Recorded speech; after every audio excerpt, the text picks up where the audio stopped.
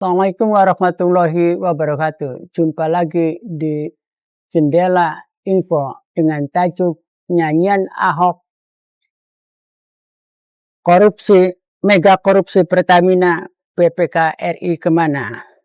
Sebelum kita masuk pada perbincangan atau pembahasan soal mega korupsi Pertamina yang akhir-akhir ini menjadi heboh di seluruh jagat negeri ini, maka saya ingin menyodorkan informasi sementara klasemen sementara Liga Korupsi di Indonesia.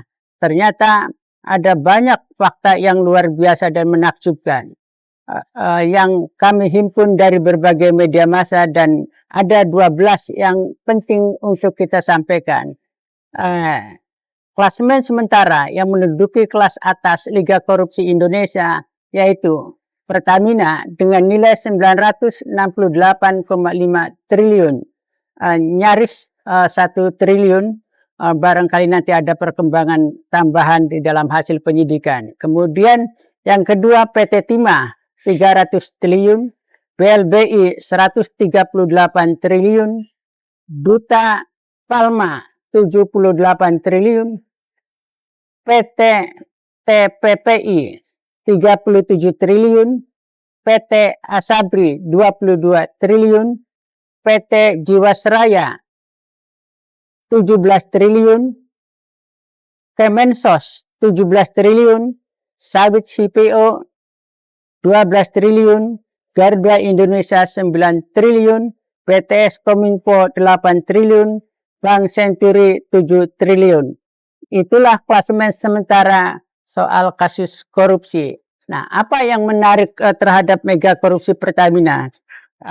Ahok melalui berbagai media massa, kemudian juga berbagai acara di televisi dan podcast, menyanyikan lagu yang cukup terang benderang terhadap mega korupsi di Pertamina yang menyangkut subholding company-nya Pertamina yaitu PT Patraniaga.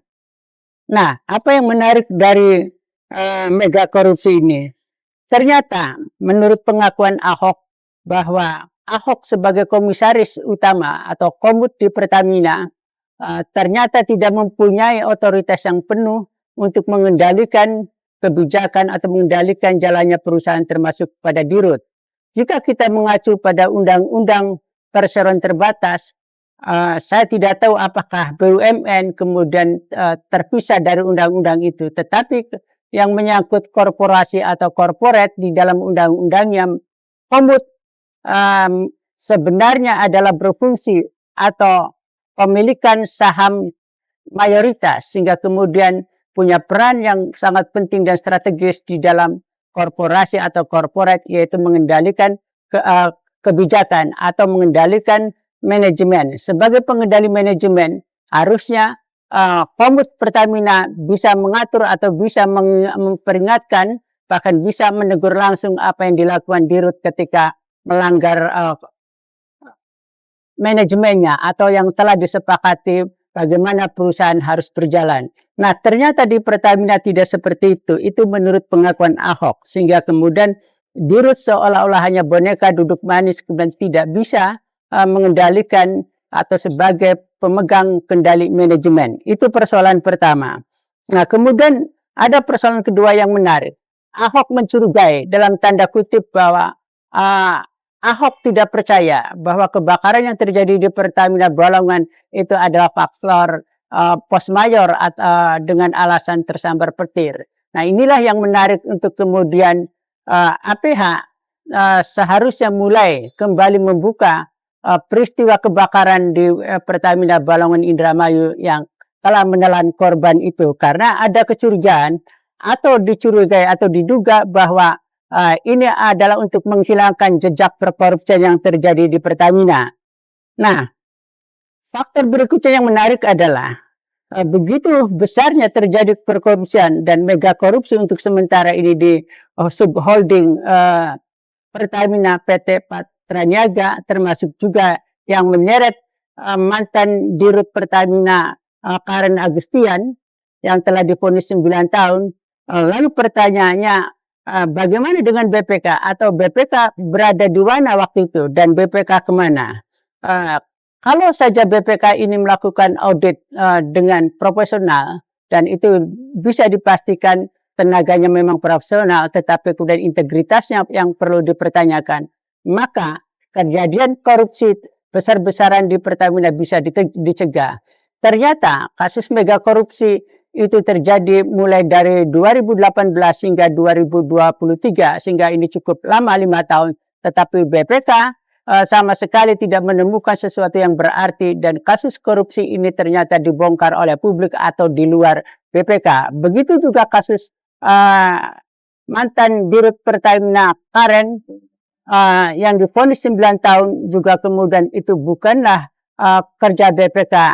Padahal harusnya BPK sebelum kemudian korupsi itu terjadi cukup luar biasa, semestinya sudah bisa dibongkar dari awal. Nah, inilah pertanyaannya kemudian BPK kemana saat itu dan kemana saat ini setelah kasus mega korupsi itu terjadi, dan ternyata menurut Kejagung telah nyata-nyata bisa dibuktikan terjadinya oplosan Pertamax. Apa yang dimaksudkan dengan oplosan Pertamax oleh Kejaksaan Agung? Jika tidak salah adalah persoalan RON 88 dan RON 90 kemudian harus menjadi Pertamax dengan standar RON 92. Inilah yang terjadi kemudian mutu Pertamax menjadi rendah dibandingkan dengan negara-negara lain.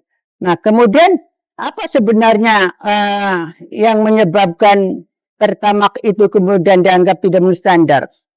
Di dalam standar internasional sebenarnya sudah ada standar yang harus dianut atau harus diikuti oleh Pertamina. Ya, misalnya adalah oktan manual 98 merupakan kendaraan yang memiliki konspirasi rasio 10:1 atau 11:1.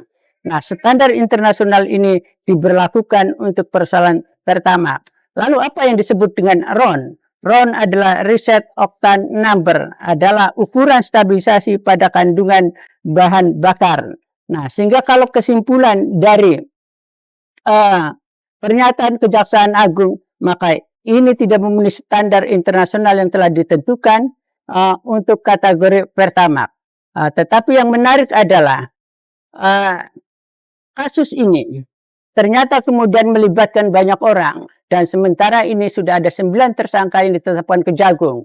Tetapi Kejagung kemudian pagi buta atau ketika pagi masih gelap sudah memberikan bantahan atau menyatakan bahwa tidak ada keterlibatan Erick Thohir sebagai Menteri BUMN pada saat itu. Lalu tudingan publik menjadi keraguan pada pernyataan Kejaksaan Agung, karena Kepala Kejaksaan Agung seharusnya menunda dulu pernyataan sebelum penyidikan atau kasusnya selesai. Siapa tahu nanti di dalam persidangan 9 tersangka itu kemudian membuka kartu bahwa ada dugaan keterlibatan Erick Thohir sebagai menteri saat itu. Dan tidak hanya Erick Thohir, disebut-sebut oleh banyak informasi yang rumornya makin menguat, yaitu adanya Boy Thohir di dalam keterlibatan mega korupsi.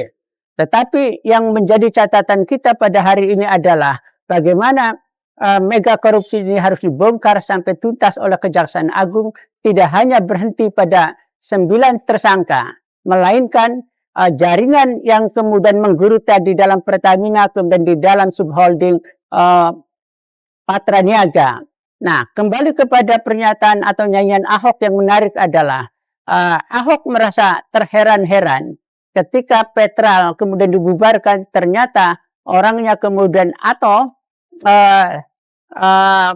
salah satu pimpinannya yang strategis kemudian berada atau memegang kendali di Patra Niaga. Nah, inilah persoalannya, sehingga kemudian menghanguskan yang pertama, tapi kemudian orangnya dipindahkan kepada ruang yang baru. Nah, persekongkelan dalam tanda kutip atau kemudian perkorupsian yang terjadi di Pertamina atau di subholding company Pertamina sebenarnya bukan rahasia umum, meskipun itu agak sulit untuk dibuktikan. Tetapi beberapa hasil investigasi dari berbagai media seperti misalnya Tempo dan media-media lainnya sebenarnya telah memberikan ruang yang terang bagi Kejaksaan Agung bahwa tidak hanya 9 orang atau tidak jaringan di subholding pun tidak hanya terbatas pada itu, tetapi ada aktor-aktor lain yang semestinya kemudian bisa diseret atau bisa dijadikan tersangka. Nah, kita tunggu apakah Kejaksaan Agung mau mengusut tuntas soal mega korupsi yang terjadi di subholding Pertamina Patraniaga, termasuk juga apakah kemudian mega korupsi yang terjadi di subholding company Pertamina akan melebar sampai kepada membongkar kembali apa yang terjadi atau ada dugaan masih terjadi korupsi di tubuh Pertamina. Terima kasih. Wassalamualaikum warahmatullahi wabarakatuh.